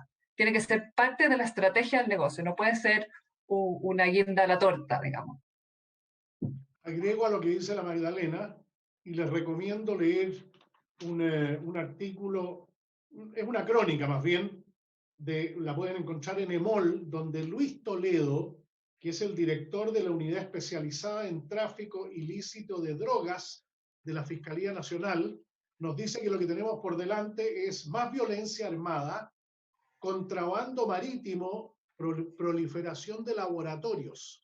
Como ocurre que la droga, el microtráfico, el narcotráfico se da en un territorio determinado, hay una ignorancia brutal. Y este tema yo obsesivamente se lo he preguntado a dirigentes gremiales, sociales, sindicales, políticos. ¿Cuánto representa el narcotráfico en Chile? Estamos hablando de una actividad de 2.000, 5.000, 10.000 millones de dólares al año. ¿Cuál es su poder corruptor?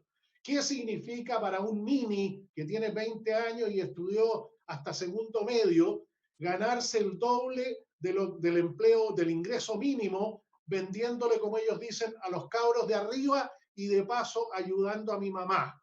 En un país donde hay 900.000 hogares donde la mujer es mamá y papá. Este es un temazo respecto del cual la élite, y cuando hablo de la élite me refiero a todos los que tenemos enseñanza superior, al 20% de los chilenos que hemos podido tener enseñanza superior o universitaria.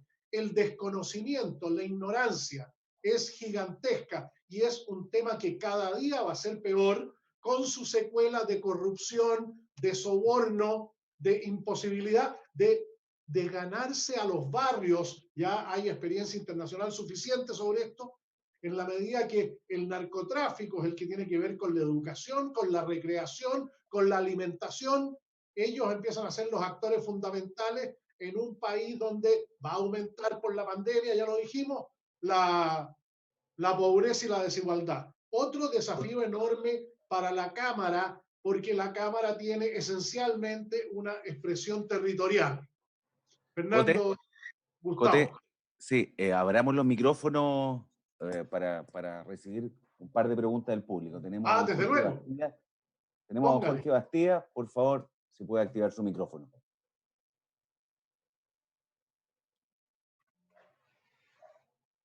Don Jorge Bastidas.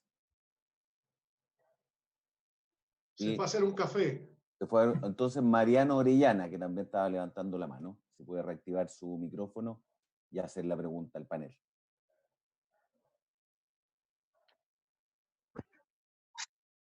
Ahí no escuchamos, Jorge. ¿Me escuchan? ¿Me escuchamos? Sí, perfecto. Ya, disculpen, justo me pillaron, iba manejando, pero bueno, lo más preocupante hoy en día es una de las últimas intervenciones que estaba escuchando en cuanto a la vulnerabilidad que tenemos, digamos, los de abajo, se puede decir, en el sentido de que nos cuesta surgir en un medio en el cual, si no tenemos el recurso económico, no tenemos los recursos, digamos, aunque hay mucho apoyo hoy en día para el emprendimiento en sí, pero cuesta hacer un emprendimiento en medio de tantas restricciones o limitaciones que tenemos en espacio. Por ejemplo, yo mismo ahora acabo de sacar mi segundo permiso de salida, porque estamos en una cuarentena indefinida aquí en Arica, y puedo hacer 1 o 2 trámites en el lapso de tiempo que dura ese permiso. Entonces, hay un temazo ahí en la parte tecnológica, virtual, en la cual deberíamos tener mucho más acciones. Por ejemplo, pasé a comprar un pasaje de bus, ya en terminal de bus, y le digo a la niña que me atiende, ¿cómo no han implementado un sistema de pasaje virtual? Cosa que yo, así como muestro el QR de mi permiso, mi salvoconducto diario, ¿cierto? Que es aquí, y lo leen con un lector QR, ¿cómo no sacan un tipo de pasaje así?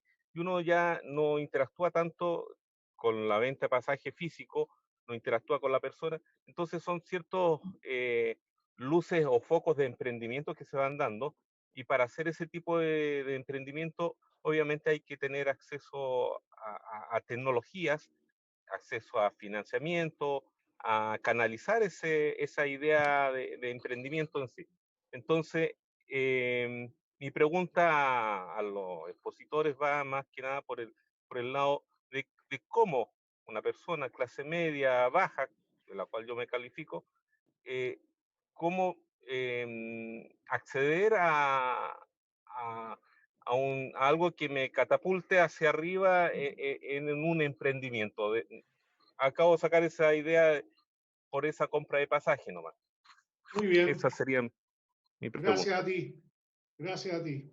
Tema que hemos abordado muchas veces en la industria de los viajes y el turismo. La diferencia de acceso del transporte aéreo y el transporte terrestre donde efectivamente hay que ir prácticamente al local de la compañía de buses. Entiendo que hay un par de plataformas donde uno podría comprar los pasajes por internet. Fernando García Huidobro.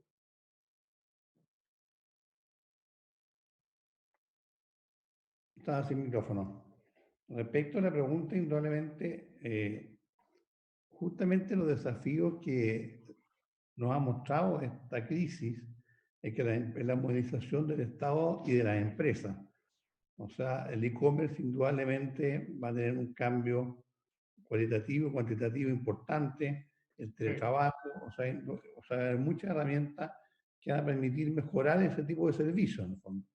Así que yo creo que, ahora, lo que pasa es que eso es una cosa que se va a ir dando como respuesta a todo lo que nos ha tocado vivir en esta oportunidad, en esta crisis. Así que paciencia, le puedo decir nomás a mi amigo de Arica, y que disfrute del buen tiempo, que acá no tenemos esa suerte. Gustavo. A ver, mira, hay iniciativas en la Cámara para contar y compartir con ustedes. Comenzando esta crisis se forma un comité de crisis que, independiente de ir trabajando el plan que se propuso el gobierno, empezamos a mirar para adentro. Dijimos, ¿dónde están las dificultades? ¿Dónde nos aseguramos que los socios más afectados tengan continuidad, el pago? Y se armó una red. Aquí está el concepto de red que escuchamos inicialmente. Y esa red, ¿qué es lo que hizo? Activó rápidamente contactos con los necesitados, con las empresas que debían pagar, y aceleró el ciclo financiero que permitió a las empresas chicas y medianas estar bien. Entonces, yo creo que entidades como la Cámara Chilena de Construcción, que hay muchas en todo Chile, pueden contribuir mucho a sensibilizar un poco el desarrollo y las necesidades de las pequeñas empresas. Fue una labor de hormiga, gracias a nuestra red que es nacional, llegamos a todos lados y la verdad es que el impacto que logramos yo creo que está siendo bastante bueno. Así que yo creo que salir solo de esta o esperar que el Estado, digamos, me dé la solución, yo creo que hay que hacer fuerza a buscar aliados y las asociaciones criminales son un buen aliado para buscar este desarrollo.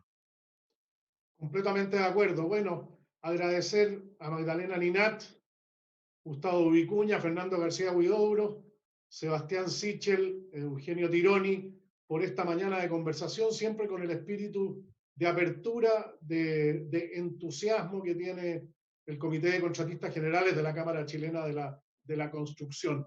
Todos nosotros pensábamos que el Estado tenía muy buena información social y económica para llegar con rapidez a entregarle platita en el bolsillo a las personas que más lo necesitaban. Un país que tiene un banco Estado prácticamente en todas las comunas de Chile, con una cuenta RUT de 13 millones de personas, bueno, incluso con esos antecedentes y con información de CACEN, de caracterización socioeconómica, en fin, muchos adelantos de política social, a la hora de los que hubo, el Estado no se la puede para llegar en tiempo y forma. Lo que dijeron ustedes desde la visión de la Cámara, modernizar el Estado, lo que ha planteado la Magdalena tantas veces en el mismo sentido, debemos hacerlo una prioridad de la sociedad civil. Bueno, se puede ser también parte de otra buena conversación. Muchas gracias a todos por habernos acompañado. Que tengan un estupendo día, una buena semana. Gracias a ustedes por la invitación, muy interesante. Gracias. Antes que se vayan, les agradecemos a todos, agradecemos al Cote por haber moderado, pero antes que se vayan, los dejamos con el cierre de este encuentro. Primero un video y después las palabras de cierre de don Juan Enrique Osa, quien es el presidente de este grupo de trabajo. Va a aparecer también una encuesta en pantalla. Muchas gracias y nos vemos en la tercera sesión en septiembre de este encuentro de contratistas generales.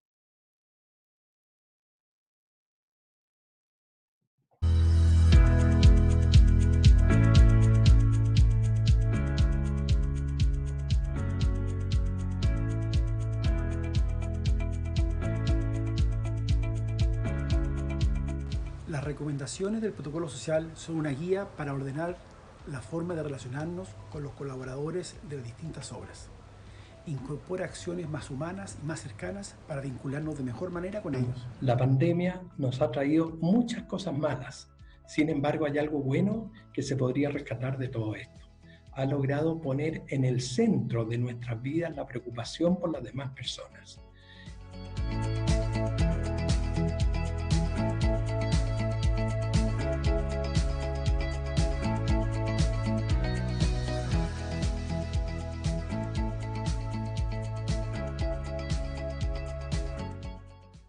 Lo que ya hemos avanzado ha sido muy positivo y los colaboradores valoran los aportes que entrega el CCHC Social.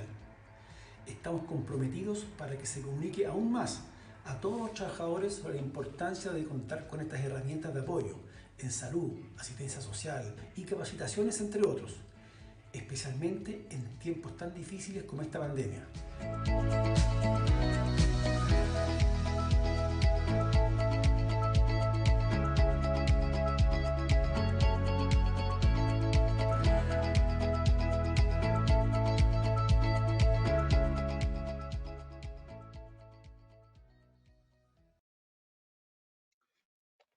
Bueno, dando término a este segundo encuentro, agradecer a todos nuestros panelistas, a nuestros expositores y dejarlos cordialmente invitados para el siguiente encuentro, el tercer encuentro de los que tenemos planificado, que se hará el día 2 de septiembre, y pensamos que en la medida en que vayamos evolucionando bien en esta transición paso a paso, ya vamos a estar reactivando el sector. Por lo tanto, nuestro tema del siguiente encuentro va a ser la reactivación del sector construcción.